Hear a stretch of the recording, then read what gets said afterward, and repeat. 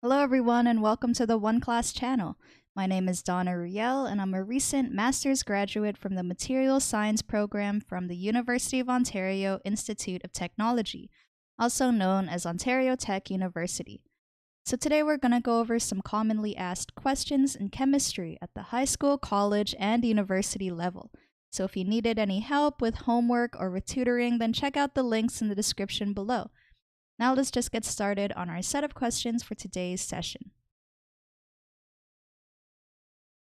Okay, so question 1 asks to draw the Lewis structure for CO2, which is also known as carbon dioxide. Also, what is the total number of valence electrons? Okay, so question 1. For CO2, when we want to start to write out its Lewis structure, I first want to find out its total number of valence electrons.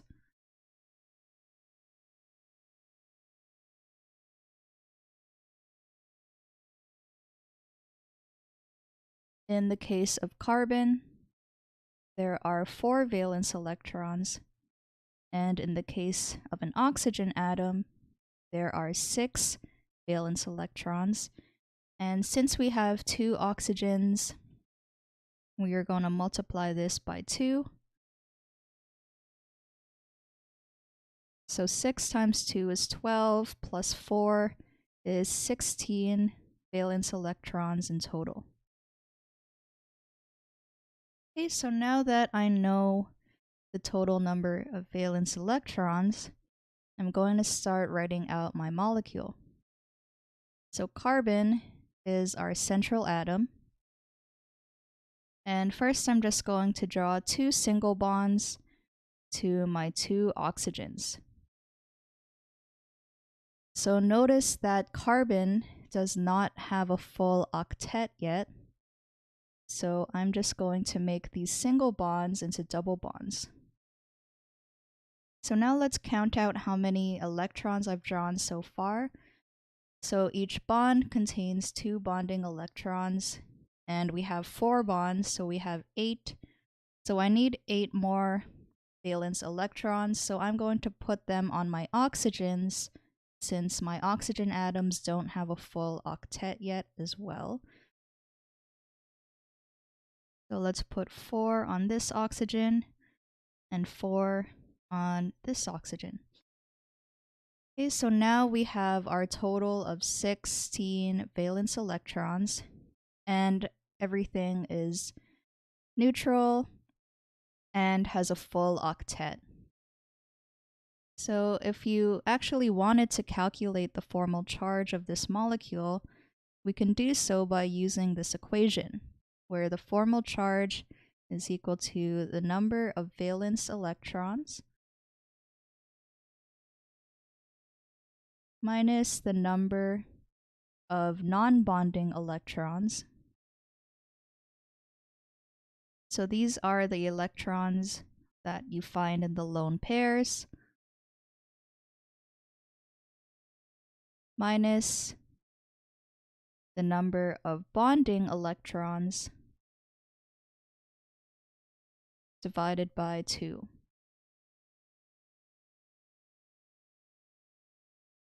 So let's calculate the formal charge of one of the oxygens, since they're going to be the same. So oxygen has 6 valence electrons. The number of non-bonding electrons are the lone pairs, so there are 4 non-bonding electrons. And then the number of bonding electrons, so since there's a double bond and there's 2 bonding electrons in each bond, that means we have 4 bonding electrons divided by 2. So 6 minus 4 minus 2 is 0. And we can do the same thing for the carbon. So carbon has 4 valence electrons.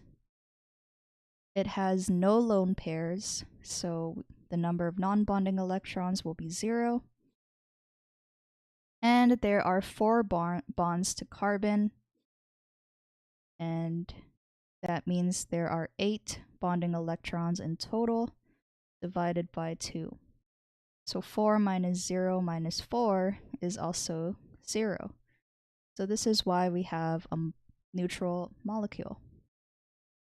So now let's see what the junior tutor said. They have the same Lewis structure, and the total number of valence electrons is 16. So this solution is correct. Great answer.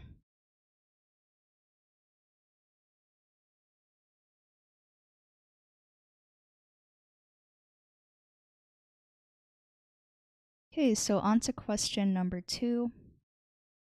Draw the Lewis structure for a nitrate ion, NO3 1-. Assign the formal charge for the central atom, which is nitrogen. What is that formal charge? Okay.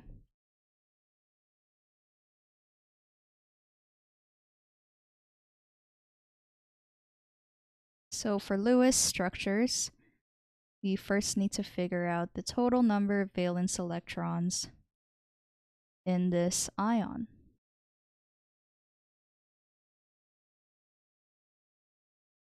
So in the case of nitrogen,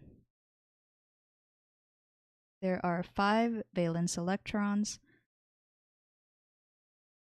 And in the case of oxygen, there are 6 valence electrons in a single oxygen atom. So we multiply this by 3, since there are 3 oxygens in the ion. And now notice that it has a -1 charge, so we are going to add an extra electron to our count. So if we add this all up, we should get a total of 24 valence electrons. So now let us start to write down the Lewis structure. We have nitrogen as our central atom. And then I'm just going to draw oxygens all around, just with single bonds. And now notice that nitrogen does not have a full octet yet. If I were to add all the lone pairs of electrons on all of the oxygens, then nitrogen would still not be satisfied. So I'm just going to make one of these oxygens have a double bond. And now I'm just going to draw in all of my electrons and then count to see how many I've drawn and if it all equals 24 electrons. Okay, so I filled in all of the lone pairs on oxygen. So now let's count out how many I've drawn. So these two have 6, so 12. And each bond contains 2 bonding electrons. So we have 16, 17, 18, 19, 20, 21, 22, 23, 24. So we have 24 valence electrons, which is good. And all of our atoms have a full octet. So now let's try to find out the formal charge of all of these atoms. So the equation for formal charge is equal to the number of valence electrons minus the number of non-bonding electrons. So all of the non-bonding electrons are the lone pairs. And then we're going to subtract the number of bonding electrons divided by 2.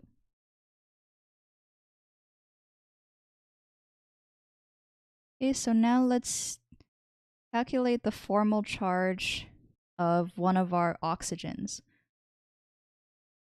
So one of the single bonded oxygens. So I'm just going to say formal charge.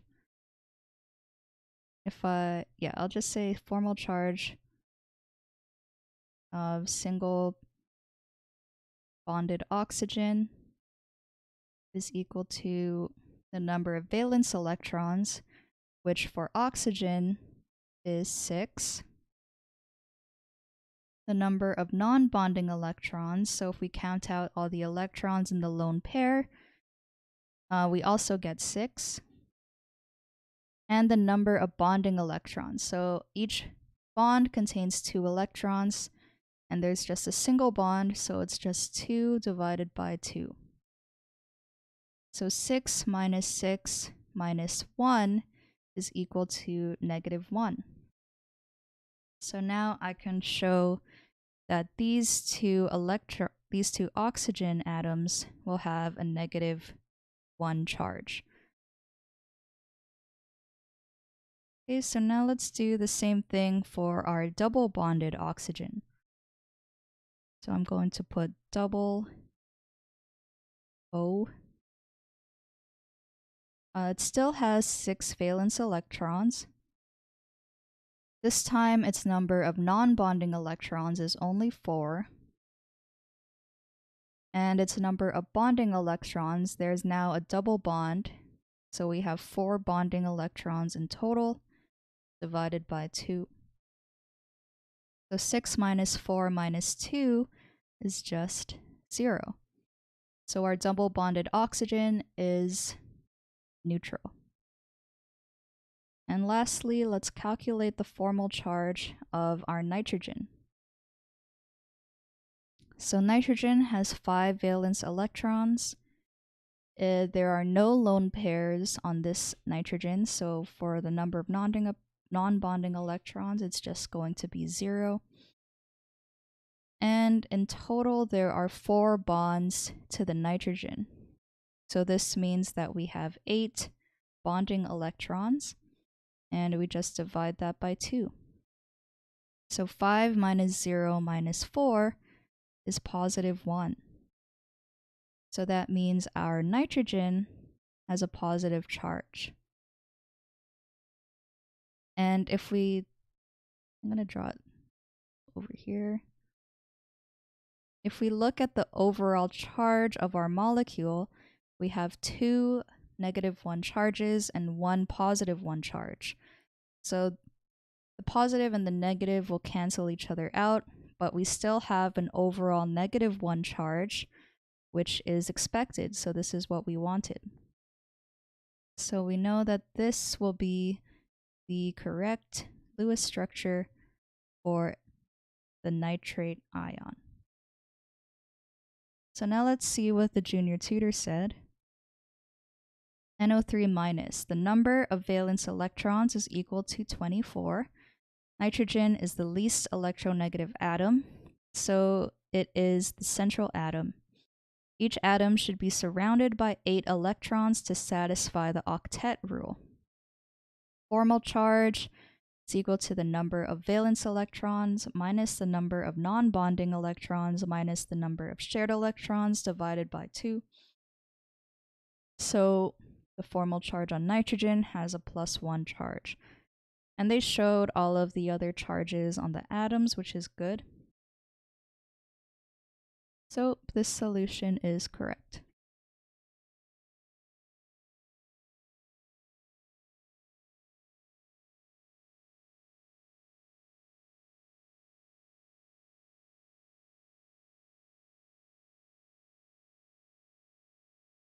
Okay, so question number 3. Are O2 and CO2 nonpolar or polar molecules? So it helps when we write out their Lewis structures. So first, let's write out the Lewis structure for oxygen. If we were to calculate its total number of valence electrons,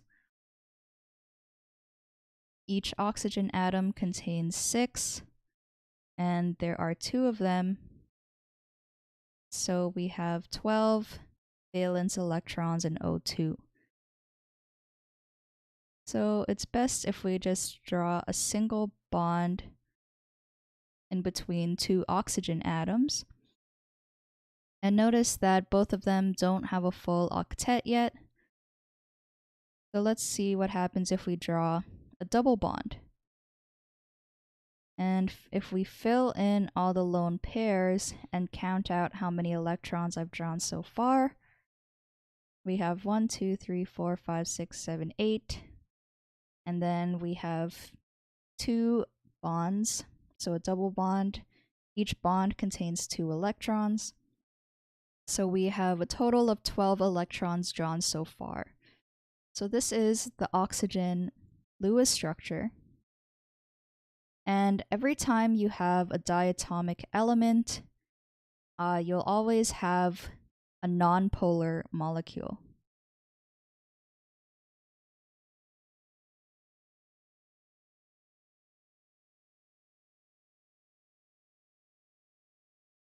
So the reason I drew it out is just so that we can see that the molecule is symmetrical, and diatomic elements are typically nonpolar because the 2 oxygen atoms obviously have the same electronegativity.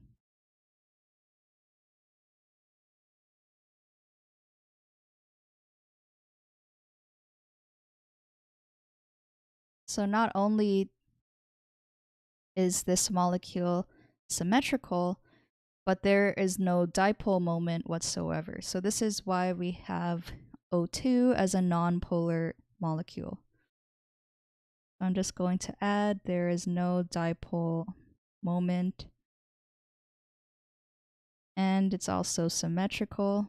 So because of all of these points, I can confidently say that O2 is nonpolar. So now let's do the same thing for carbon dioxide. If we were to calculate its total valence electrons, for carbon, there are 4 valence electrons. And again, for oxygen, there are 6. And we have 2 oxygen atoms. So if we were to add up the valence electrons, we'd get 16. So now, let's try to draw out the Lewis structure.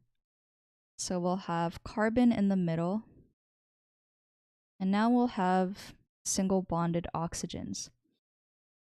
So if I were to draw out all of the lone pairs on the oxygen, carbon wouldn't have a full octet. So I'm going to make both of these bonds double bonds. And now I'm going to draw out the lone pairs on oxygen, and then let's count out how many I've drawn. So we have 1, 2, 3, 4, 5, 6, 7, 8, and then each bond contains 2 electrons. So we have a total of 16 electrons drawn in the molecule.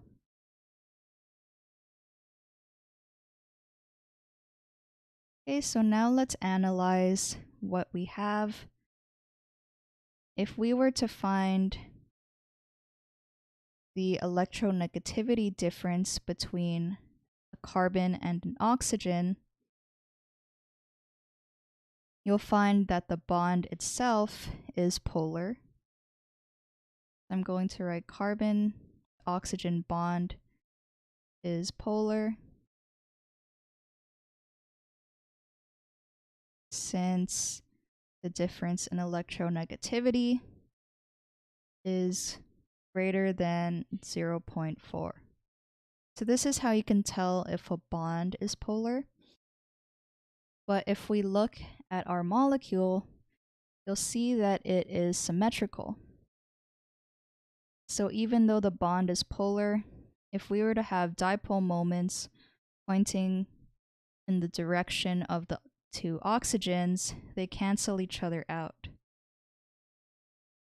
So the CO2 molecule overall is nonpolar, since dipole moments cancel each other out.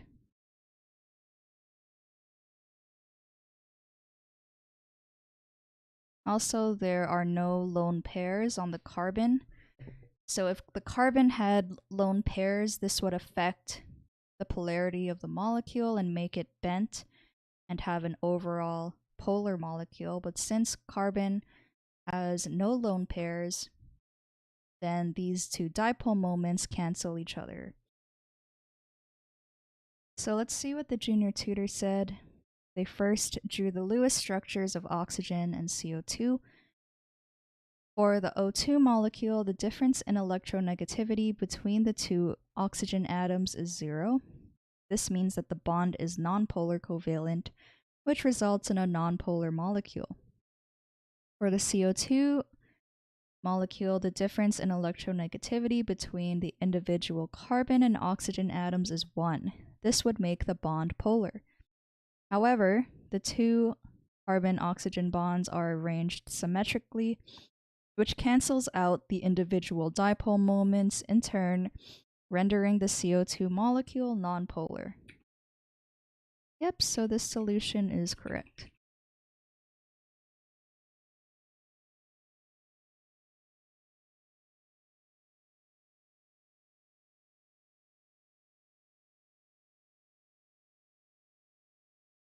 Okay, so question number 4 is to draw the Lewis structure of PCl3.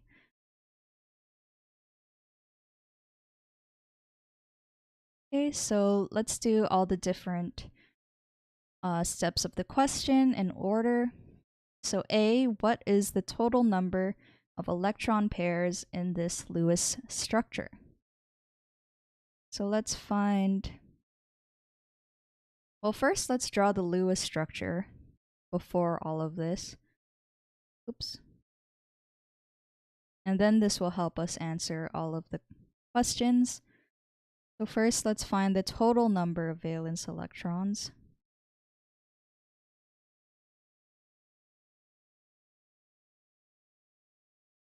In the case of phosphorus, there are 5 valence electrons. In the case of chlorine, there are 7. And since there are 3 chlorine atoms, we multiply this by 3.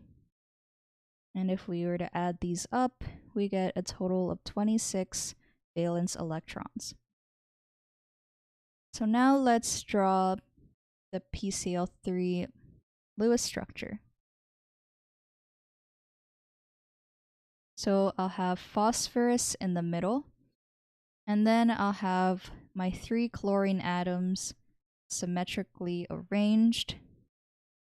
And at this step, I like to draw in all of the valence electrons on my chlorine atoms.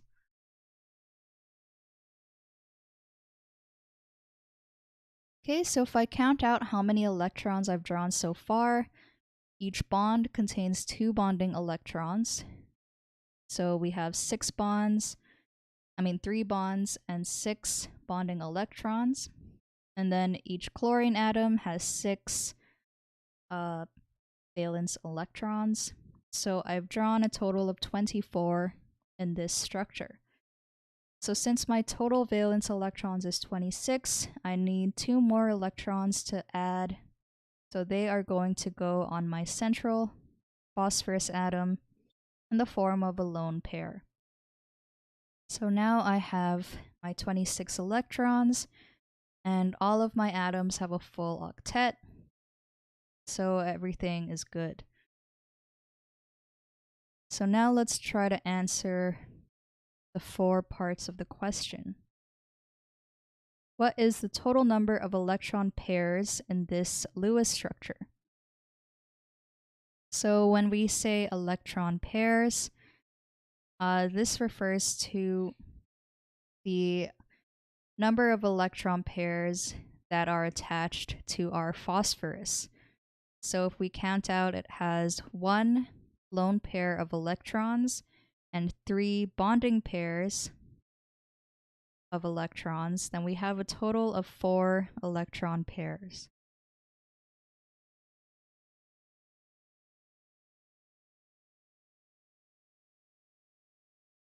Okay, part B. What is the number of non-bonding electron pairs on the central atom. So this is our lone pair, and there's only one. So I'm going to write one non-bonding electron pair. And for C, what is the geometry of the electron pairs around the central atom? So we have one lone pair, as we have established. And if we count out how many bonded atoms we have 3 bonded atoms.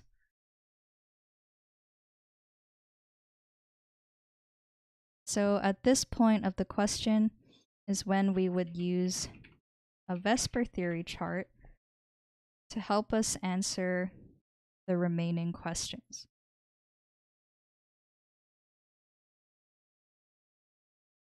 So I like to find a table that has everything.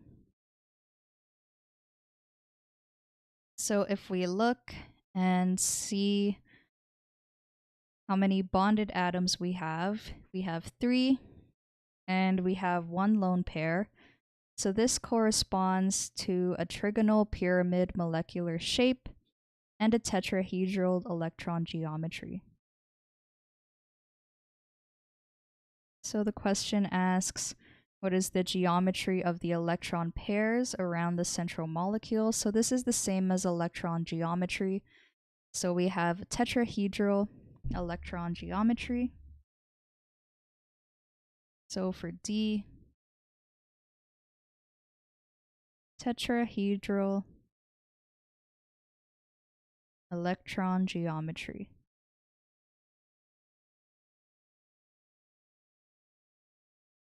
And then for part E, what is the geometry of the molecule? This corresponds to this column, which is molecular shape. And you can see that it is trigonal pyramid.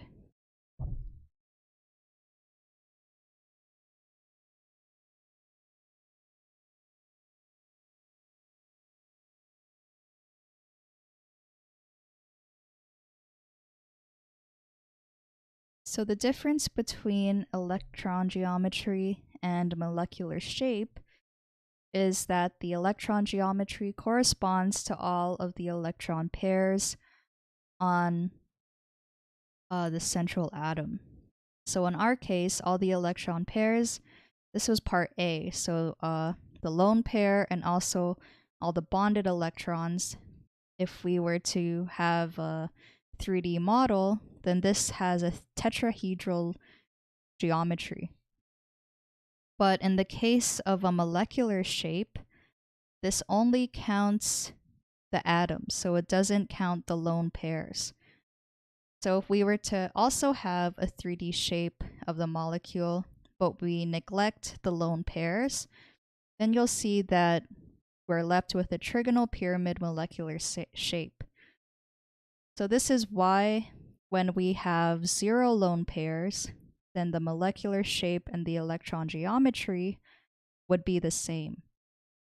So if we look at the table, when there's 0 lone pairs, for the first 2 rows, they're both linear. When you have 0 lone pairs on 4 bonded atoms, you have tetrahedral, and it's just the same for both. So this is the difference between the two. So now let's see what the junior tutor said. The total number of electron pairs is 4. The number of non-bonding electron pairs on the central atom is 1. The geometry of electron pairs around the central atom is trigonal pyramid. So I think they meant for this to be in part D. Geometry of the molecule is bent.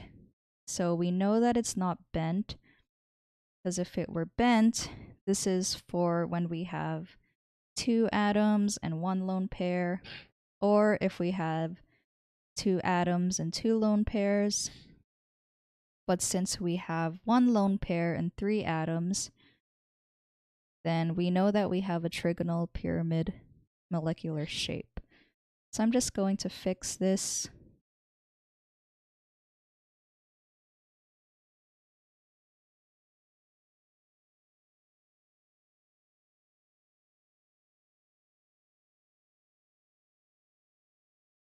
Oh my gosh, I can't spell. Can't spell. And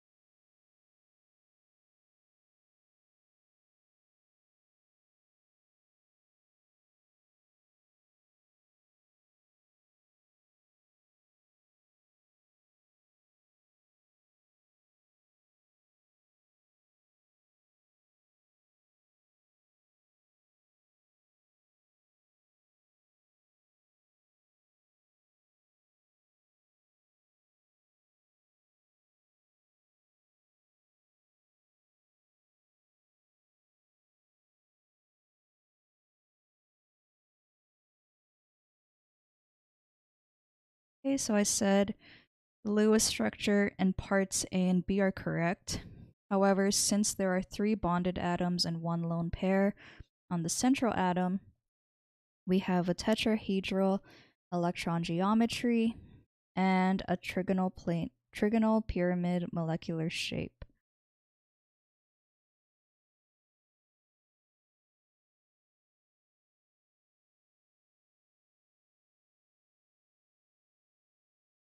Okay, so now on to question number 5.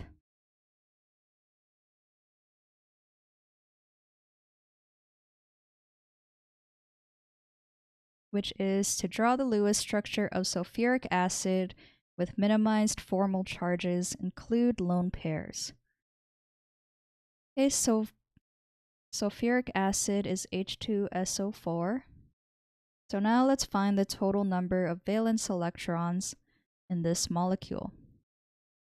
So for hydrogen, a hydrogen atom has 1 valence electron.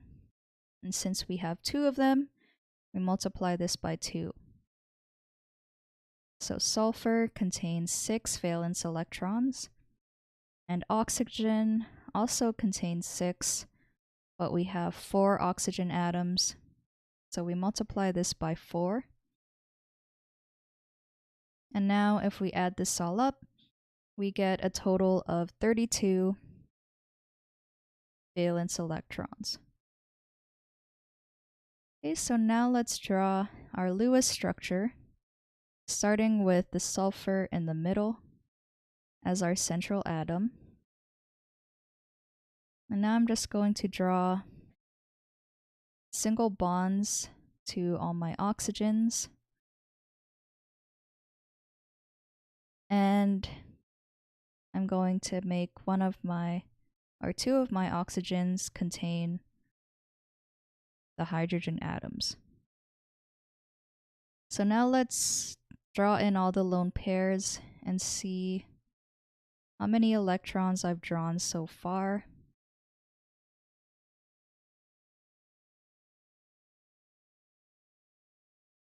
Okay, so if we count this, we have 2 electrons in each bond.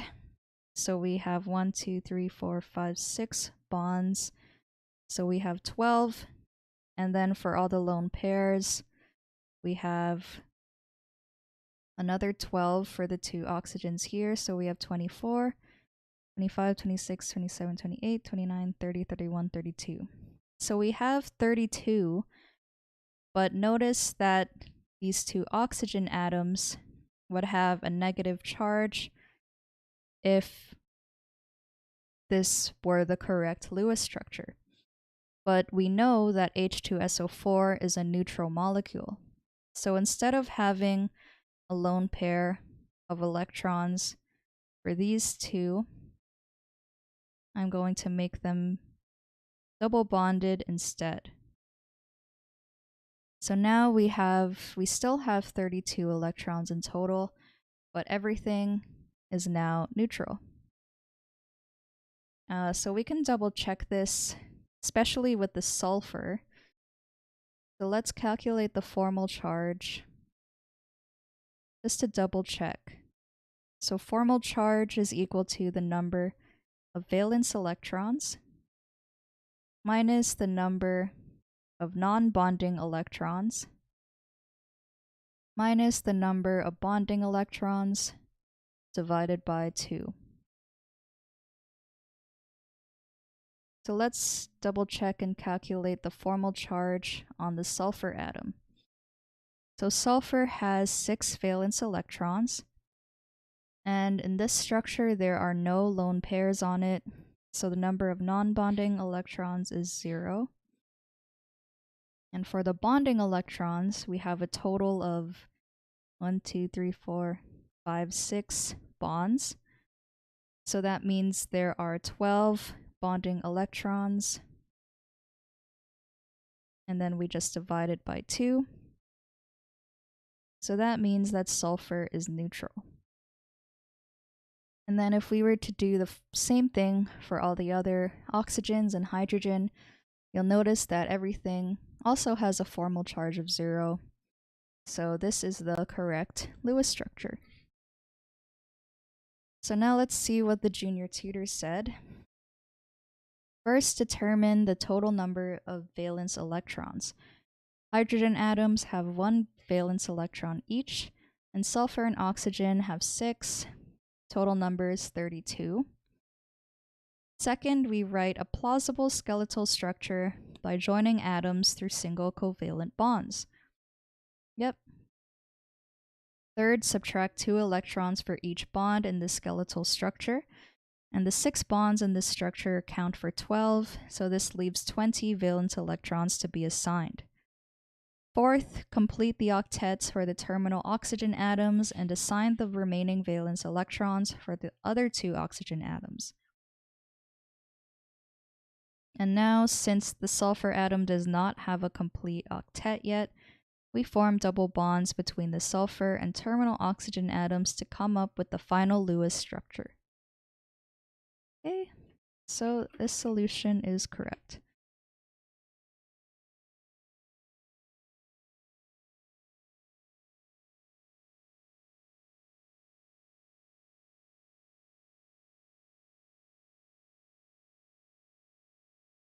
Okay, so question number 6 is to draw the Lewis structure of ozone, which is O3. So let's find the total number of valence electrons. So oxygen has 6 valence electrons, and there are 3 oxygen atoms, so we have a total of 18. So now I'm just going to draw all my oxygens in a row with just single bonds. And let's see what happens if I fill in all of the lone pairs.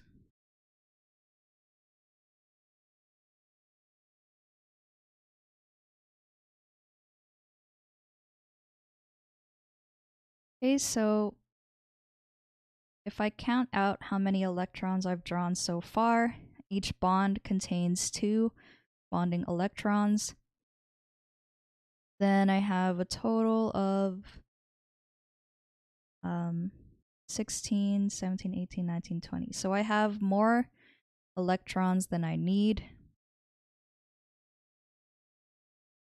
So let's make one of these lone pairs into a double bond.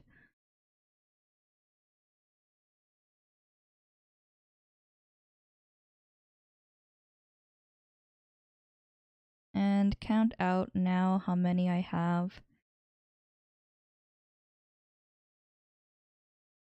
Okay, so now I have 18. And I'm going to calculate the formal charge for each of these oxygen atoms. So first let's label them 1, 2, and 3. So the formal charge equation is the number of valence electrons minus the number of non-bonding electrons minus the number of bonding electrons divided by 2.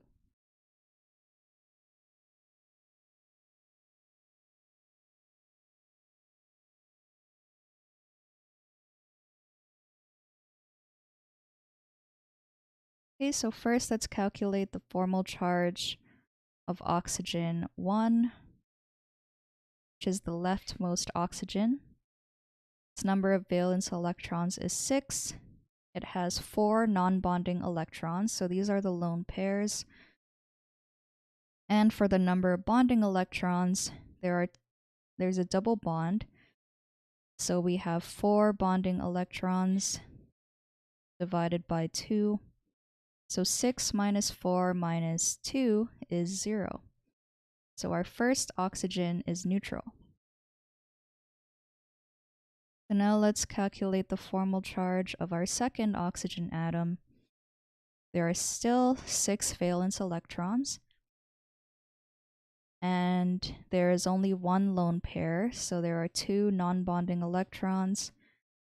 And there are 3 bonds to the middle oxygen, so we have 6 bonding electrons divided by 2. And this gives us 6 minus 2 minus 3, which is positive 1. So we know that our middle oxygen has a plus 1 charge. Let's just draw that in. And now let's do the same thing for our last oxygen.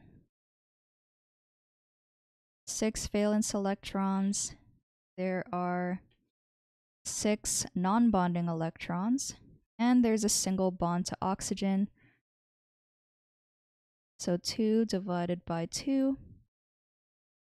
So 6 minus 1 is negative 1.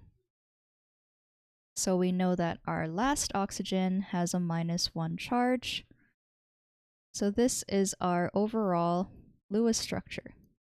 And you'll notice that the positive charge and the negative charge will cancel each other out, and we're left with an overall neutral molecule. So if we look at what the junior tutor said, they have the same thing. They didn't draw in the formal charge, so I'll just add that in the comments. So this solution is correct.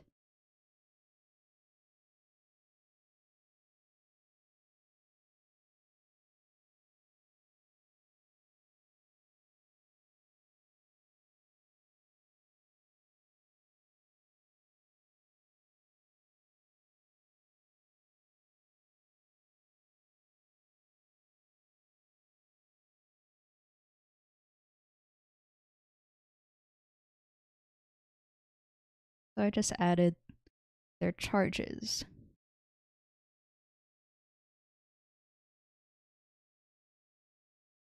Okay, so question number 7. What is the difference between coordinate covalent bonding and covalent bonding? Okay, so first let's recall that covalent bonds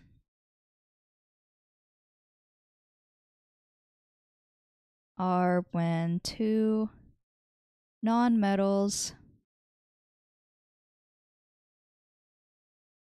share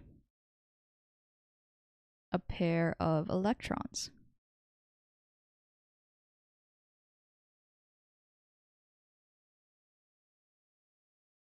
So coordinate covalent bonds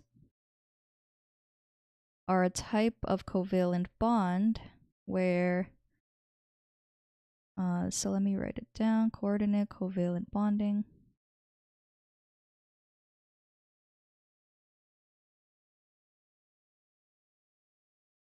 This can also be known as dative covalent bonds. And this is where both electrons come from the same atom.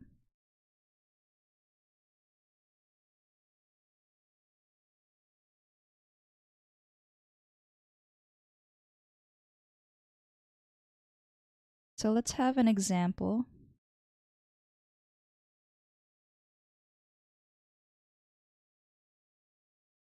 So let's say we have NH3 as a gas plus HCl makes ammonium chloride. So this is a 4, NH4Cl.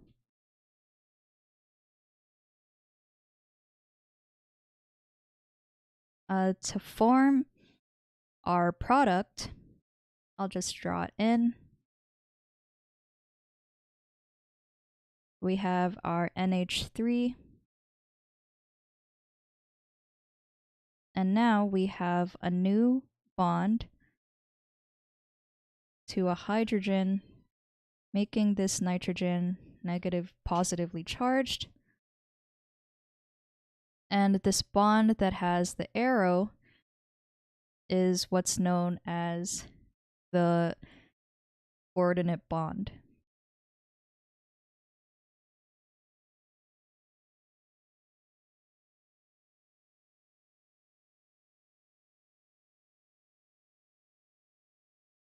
So let me just also explain. So we have this positively charged ammonium atom that's bonded with a negatively charged chlorine to form our product. I'll just have a note here that only the hydrogen's nucleus is transferred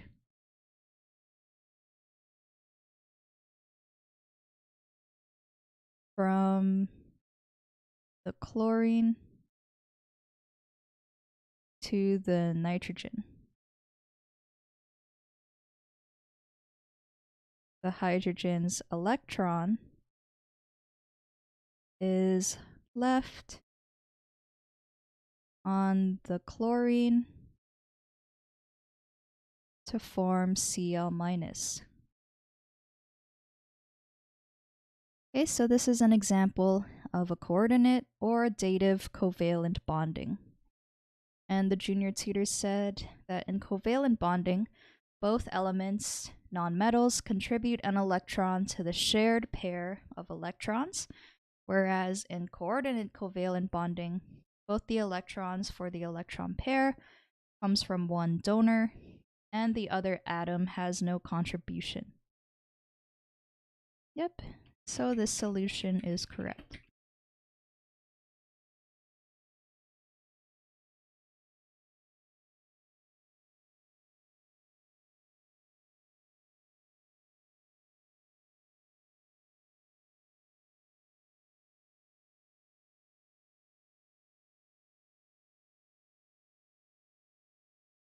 Okay, so question number 8, I believe.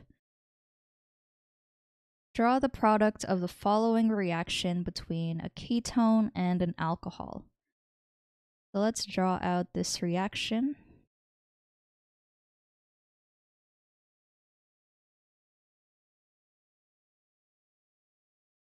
So let me...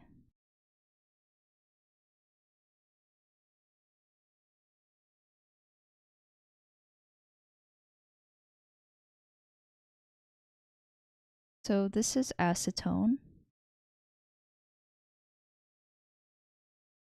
And it reacts with 2-carbon long alcohol, also known as ethanol.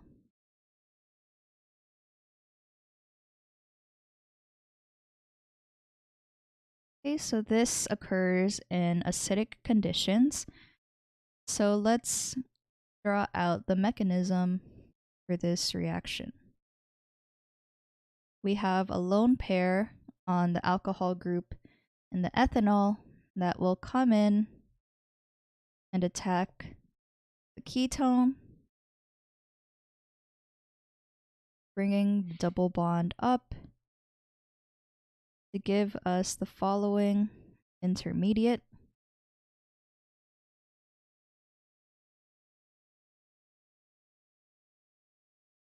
So now we have a negatively charged oxygen and a newly formed bond to the ethanol.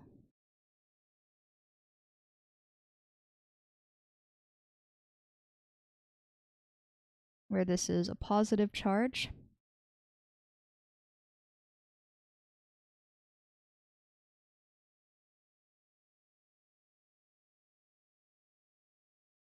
So now after this, if we have a proton transfer step,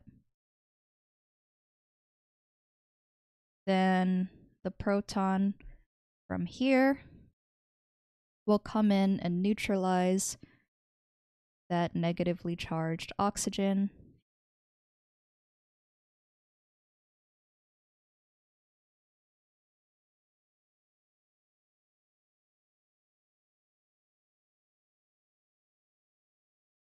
So now we have a new alcohol group. And I'll just show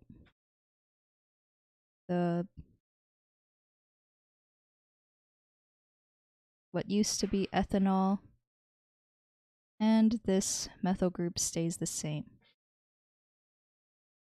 So this is what takes place, or this is what is formed if we have one equivalent of our ethanol group. But let's say we had two equivalents of our ethanol group, then the same reaction would occur, but this time we have the following product.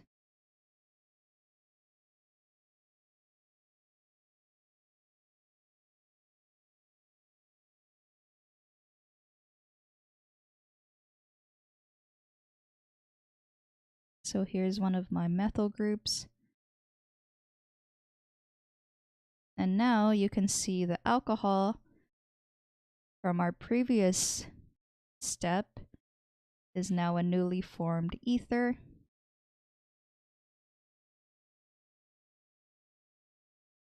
And this is if we have two equivalents of our ethanol. So the name of this product is 2,2-diethoxypropane. And this one was 2-ethoxypropane.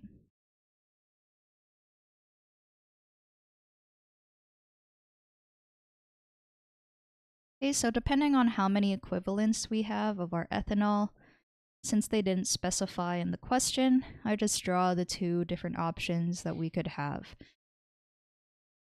So the junior tutor said that aldehydes and ketones react reversibly with two equivalents of an alcohol in the presence of an acid catalyst to yield acetals, which are frequently called ketals if derived from a ketone. Yep, so they also got 2,2-diethoxypropane. So this solution is correct.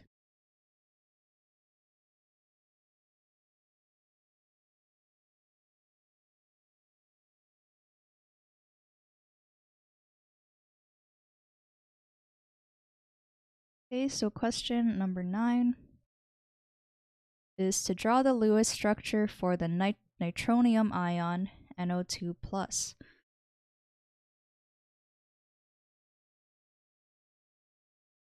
So first, let's find out the total number of valence electrons for this ion.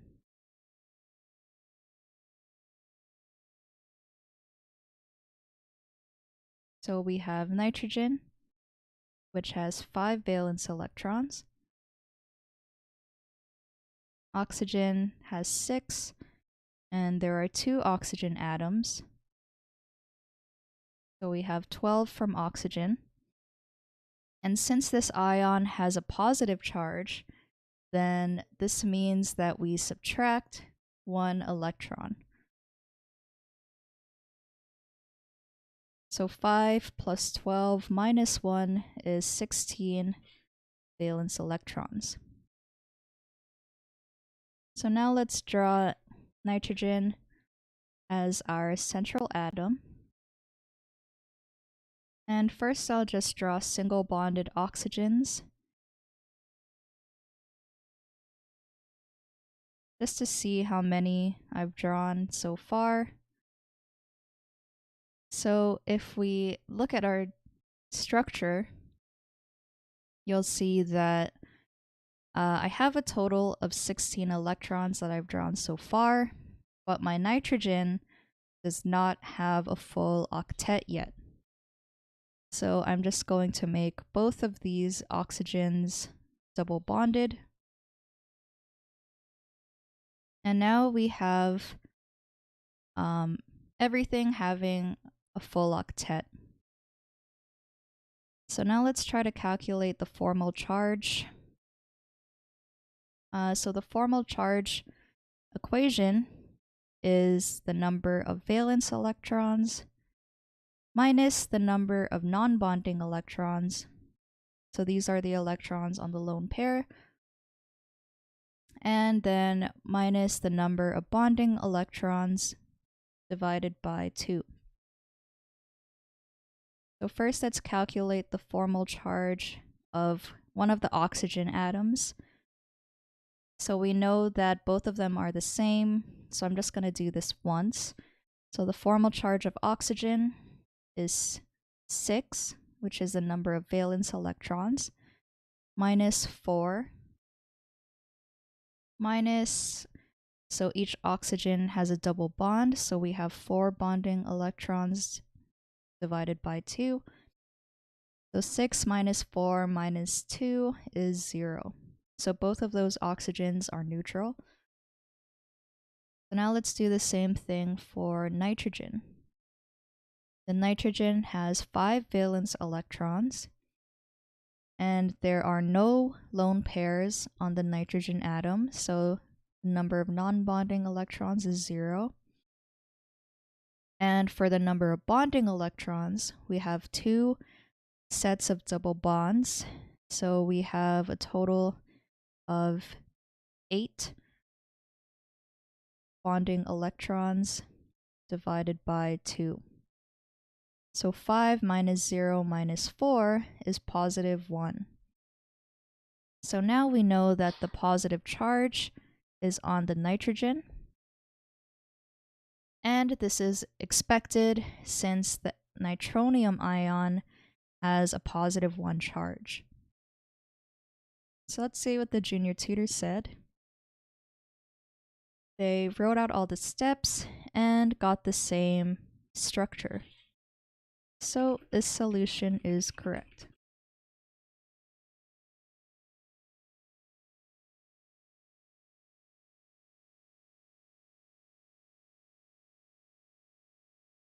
Okay, so question 10.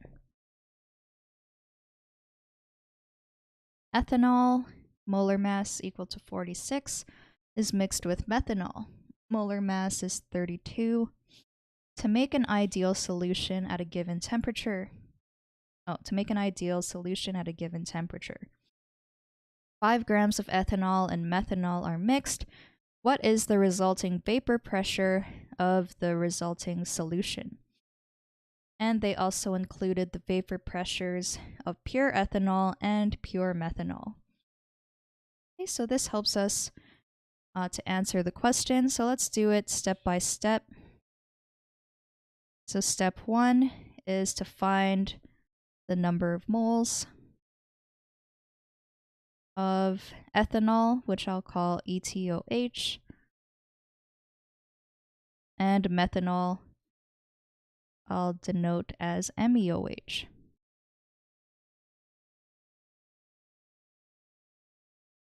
Okay, so the equation for number of moles is mass over molar mass. So good thing they already gave us the molar masses in the question. So we can just say that the number of moles of ethanol Both of them were 5 grams, so it's going to be 5 grams divided by its molar mass, which is 46 grams per mole, which is equal to 0.11.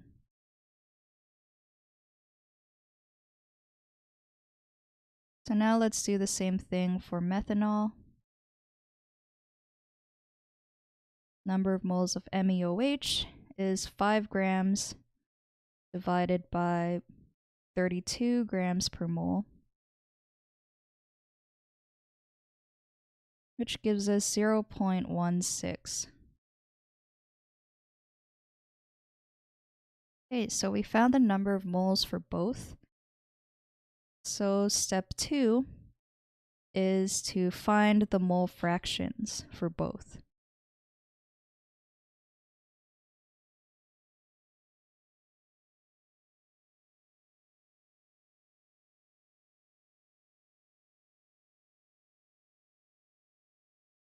So when we calculate the mole fraction,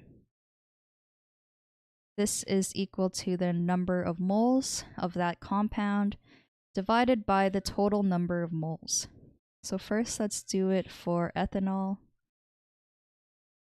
We calculated its number of moles to be 0.11.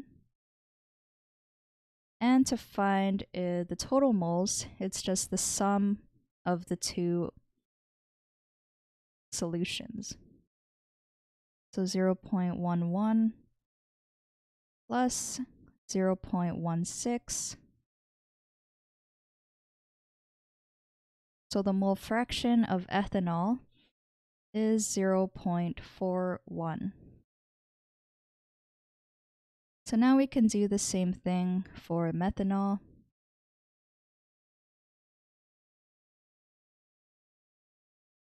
So 0.16 moles divided by the total number of moles. So if we just add it up, it's 0.27 moles. And we end up with 0.59.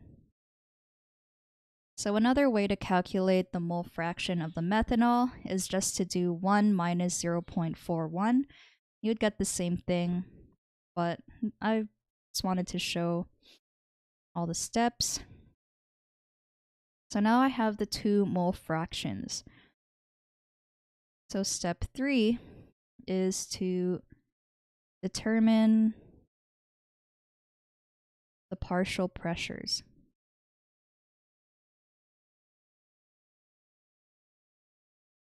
Of both of them. So to calculate the partial pressures of gases, this is our mole fraction multiplied by the vapor pressure of the pure substance. So I'm just going to write the general equation. So the mole fraction times the vapor pressure of the pure substance. Okay, so now let's find the partial pressure of ethanol first. Its mole fraction is 0.41. And its its vapor pressure of the pure substance is 44.5 millimeters of mercury. So if I multiply the two, I end up with 18.25 millimeters of mercury.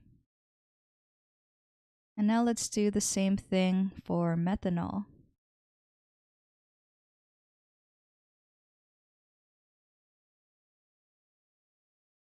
So for methanol, the mole fraction was 0.59. And its vapor pressure of pure methanol is 88.7 millimeters of mercury.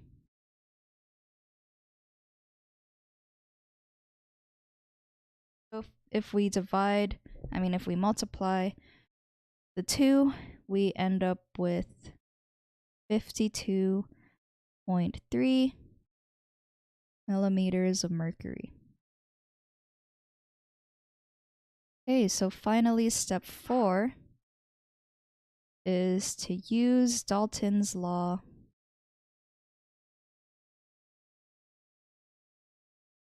to find the resulting vapor pressure.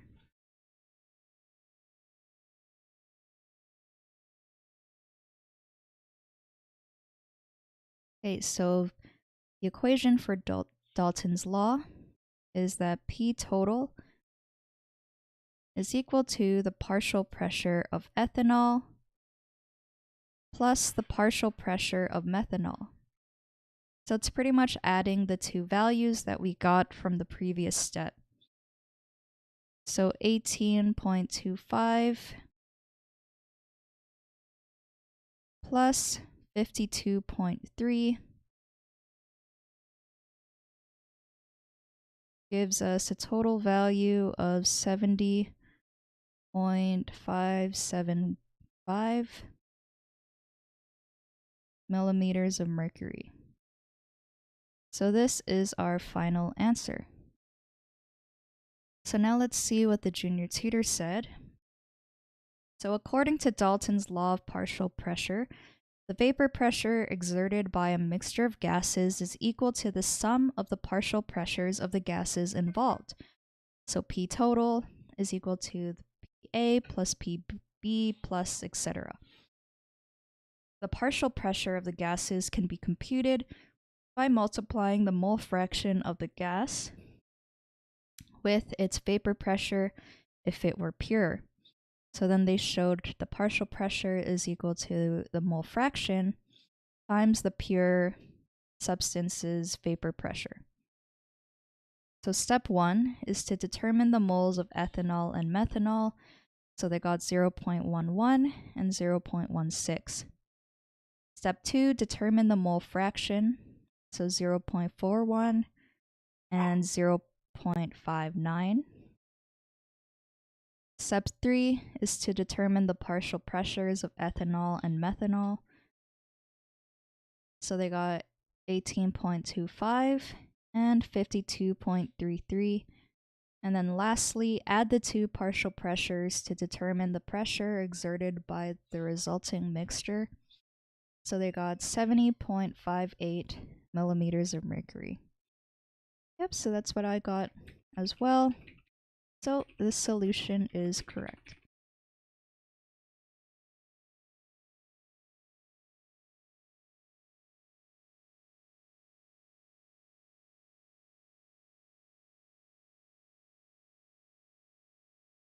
Okay, so now on to question number 11.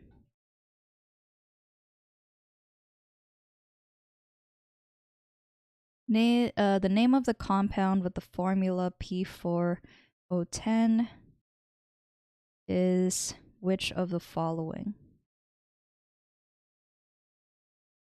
So first, let's look at the type of molecule or compound that we have. So we see that both of these are nonmetals, and there's only two of them. So therefore, this is a binary covalent compound.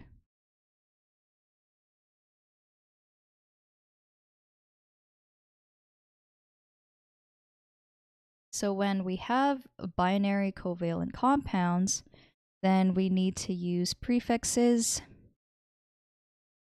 to show how many of each atom there are in the molecule. So for example, 1 is mono, 2 is di, 3 tri, tetra, penta, hexa, hepta, octa, nona, and deca.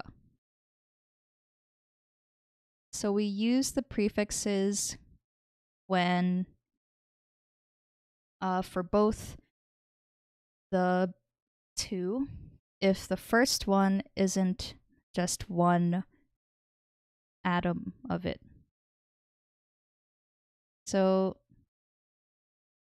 let me rephrase that. So if we had the first atom to only have, like, let's say it was P1, then we wouldn't say monophosphorus, we would just say phosphorus deca oxide. So I'll write down the rules. Step 1 is to write the name of your first element, and then add the prefix if it's not equal to 1. Step 2 is to write the name of second element. So the second element will always have the prefix.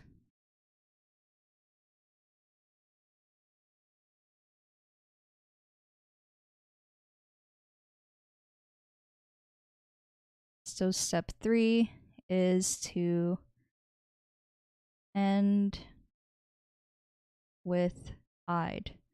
So we're going to tweak our last element so that it ends in "ide." So for our question, P4O10 is tetra phosphorus and then deca oxide. So in the question, this is option letter B.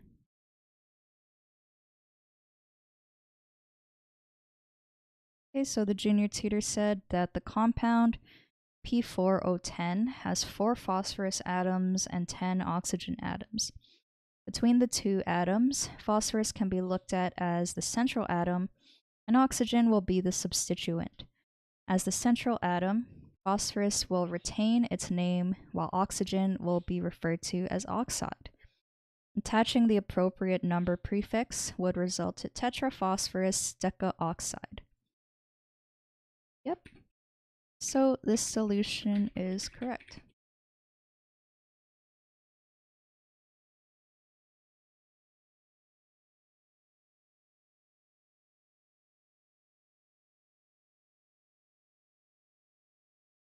Okay, so question number 12 is to identify the equation below as molecular or complete ionic or a net ionic equation. So let's define what each of these mean. So when we have a molecular equation, this is when our compounds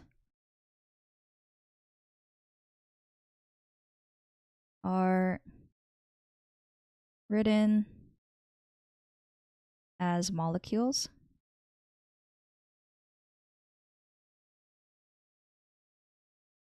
And when we have a complete ionic equation,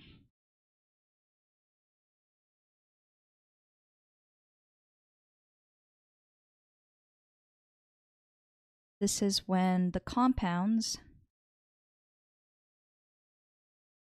are written as free ions.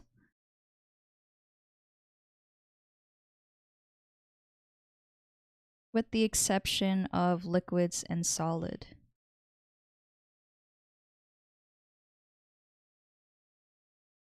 And also in a complete ionic equation, everything involved is written down. And when we have a net ionic equation, This is when spectator ions are not shown.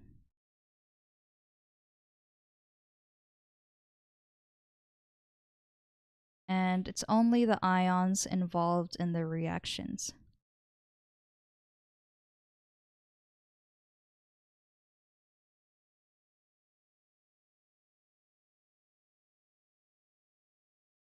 Okay, so these are our three options. So now let's look at the first equation.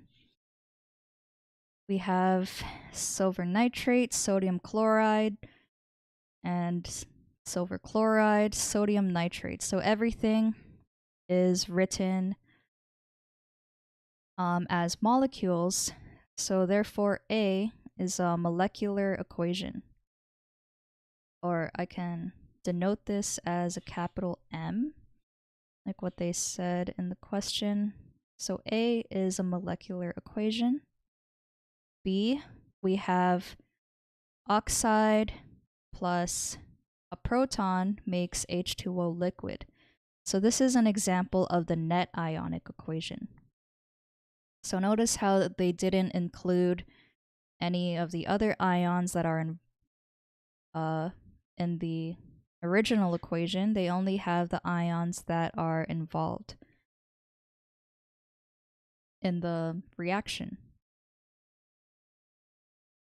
Okay, so now for C, we have lead 2 plus a nitrate, 2 nitrate ions plus potassium ion plus iodide ion makes lead iodide plus potassium plus 2 nitrate ions. So notice that everything is in ions already, and they also didn't cancel out any of the spectator ions.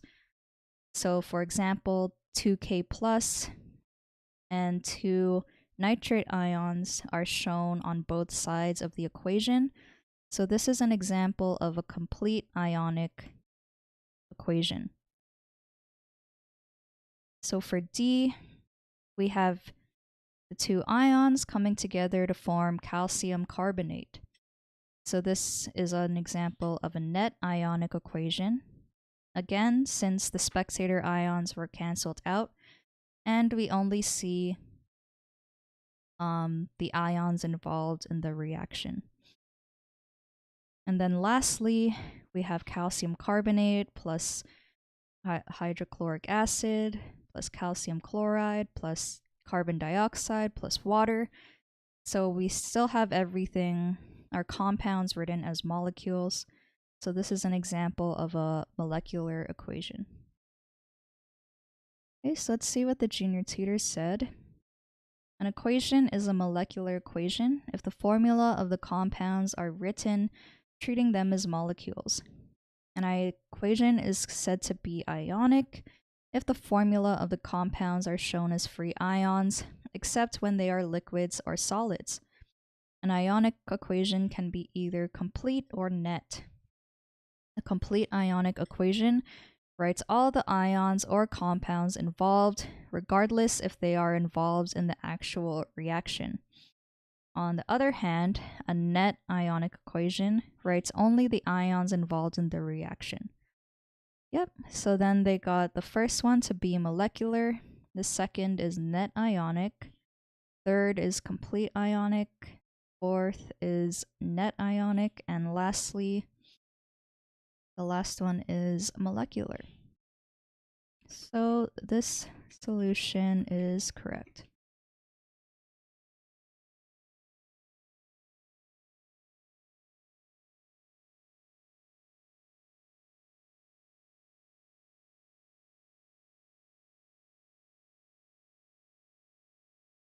Okay, so question number 13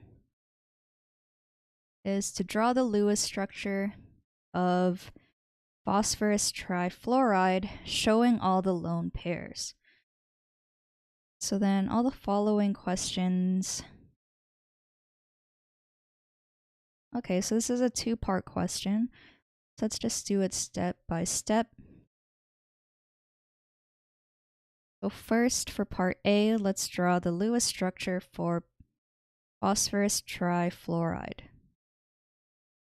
So let's find the total valence electrons, where phosphorus has 5 valence electrons and fluorine contains 7, but there are 3 fluorine atoms. So we multiply it by 3, and this gives us a total of 26 valence electrons. So let's write phosphorus as our central atom. And then I'm just going to draw all my fluorines symmetrically around it. And I'll fill in all the lone pairs. So if I count out how many electrons I've drawn so far, I only have 24. So for my last two, I'm just going to add them as lone pairs. So now we need to find the molecular shape of PF3. So if we look at our structure, we have one lone pair, and we have 3 bonded atoms. So if we use our helpful Vesper table, then one lone pair and 3 bonded atoms tells us that we have a trigonal pyramid molecular shape.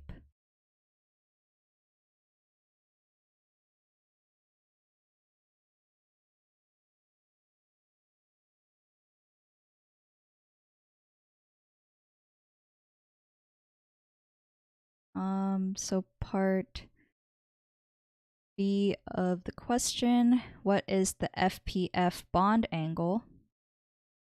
So again, let's use the table to see that it is around 109.5 degrees.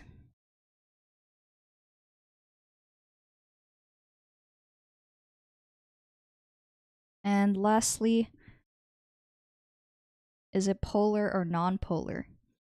So all the fluorines will have dipole moments going towards them, and the lone pair doesn't cancel it out.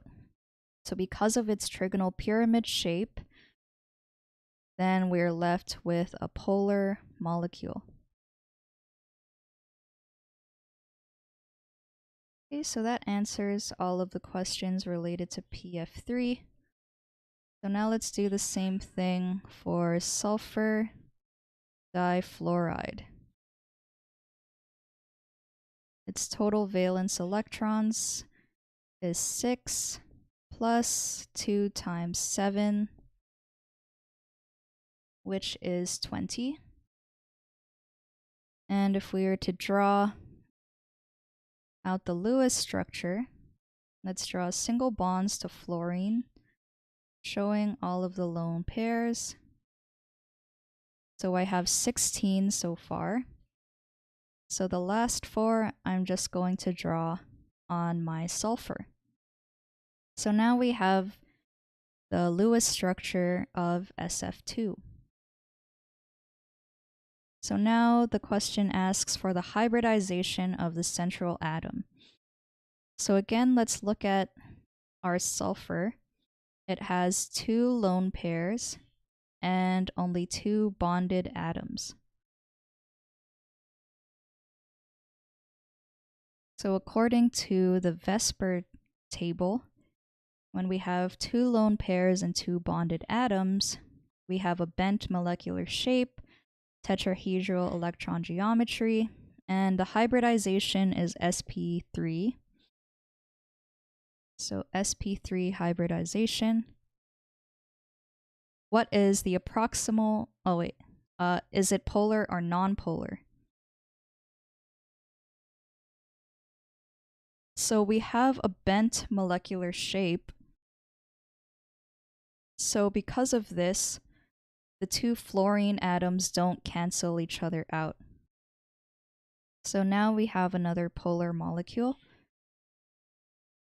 And lastly, for the approximate bond angle, it will also be 109.5 degrees.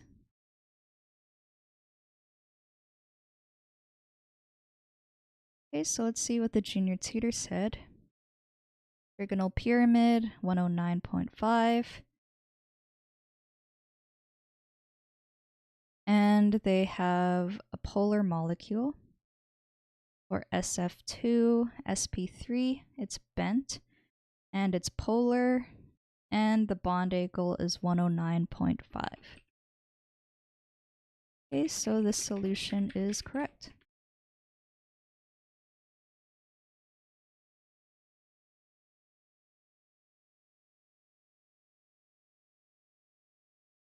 Okay, so question 14.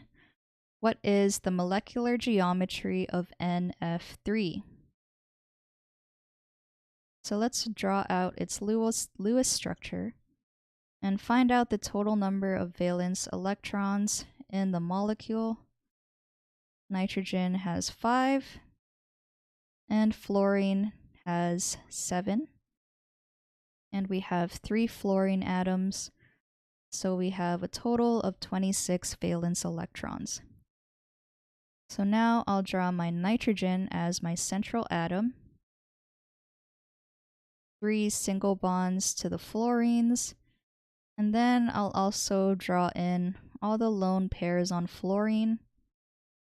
And if I count out how many I've drawn so far, I have 24 out of the 26. So I'm going to put my last 2 on my nitrogen. So now, if we analyze the Lewis structure, nitrogen has 1 lone pair and 3 bonded atoms.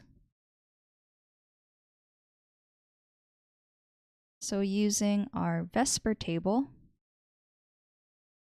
when we have 1 lone pair and 3 bonded atoms, we have a trigonal pyramid molecular shape.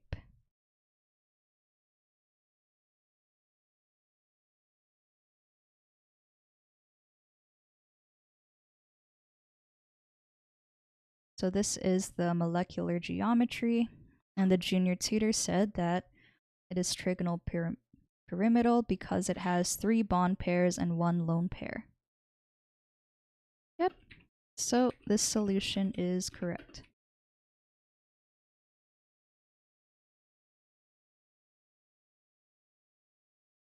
Now we have time for one more quick question. Draw the Lewis dot structure for SO3 2- ion, and then determine the following things. Okay, so first let's write out the Lewis structure for the ion. Let's find the total number of valence electrons. So for sulfur, there's 6. Oxygen also has 6 valence electrons, and there are 3 of them, so we multiply by 3. And since there's a 2 negative charge on the ion, we're going to add an additional 2 electrons to our total count. So this gives us 26 valence electrons in total. So now let's draw sulfur as our central atom. And then I'm just going to show all the oxygens around it with single bonds. And notice that sulfur, well, actually first I'll just draw in all of the valence electrons with a lone pair on the sulfur. So now let's count out how many I've drawn so far. 24 plus 2. So we have 26, but all of these 3 oxygens will have a negative charge, but we want an overall charge of -2. So for one of the oxygens, I'm just going to make it a double bond. And now we still have 26 electrons, and we have the desired charge of -2, and everything has a full octet. So this is the correct Lewis structure for this ion. So now let's analyze the Lewis structure so that we can answer the following questions. So our central atom, which is sulfur, has 1 lone pair, and it has 3 bonded atoms.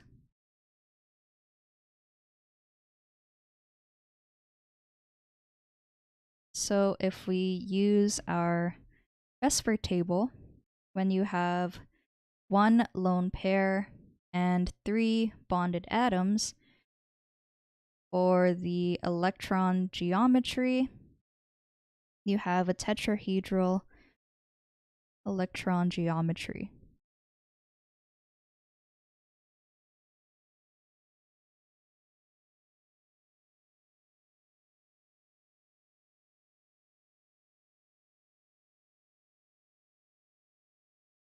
And for part B, what is the molecular geometry?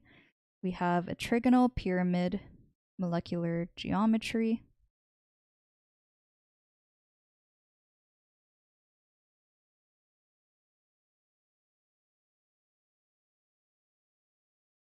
For part C, what is the hybridization of the sulfur atom? We have an sp3 hybridization.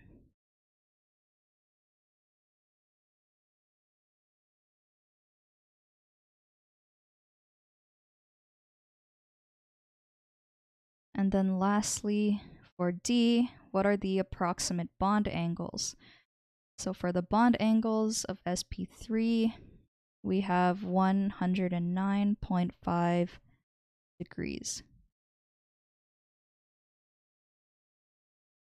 Okay, so let's see what the junior tutor said. They had the same Lewis structure. It's just a different resonance structure. Electron domain geometry. So I think they meant to put this as the molecular geometry.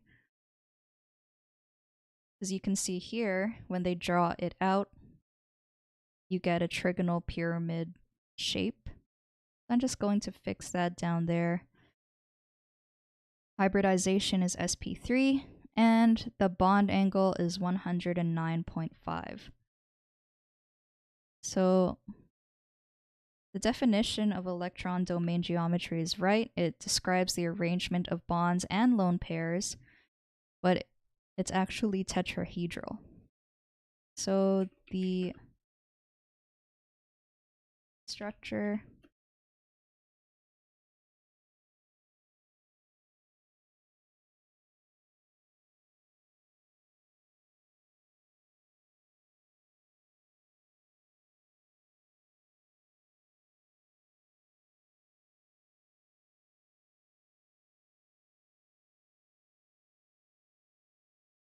electron geometry is tetrahedral.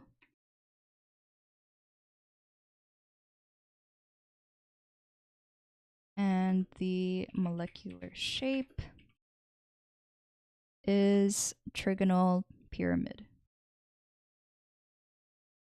So I know the terms can be a bit confusing, but the more you do these questions, the more used to you get to the terminology.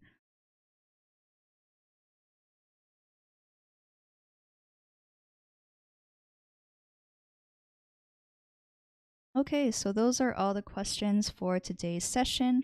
And if you enjoyed today's Q&A and you'd like to be notified of when we do this next, please hit the subscribe button and notification bell below. If you'd like to submit a question of your own, then check out the links in the description. Also, if you enjoyed today's video, you can give it a like and a comment, and you can share it with your friends and classmates if they needed any help with chemistry. This has been Donna from OneClass, and I hope to see you soon. Bye.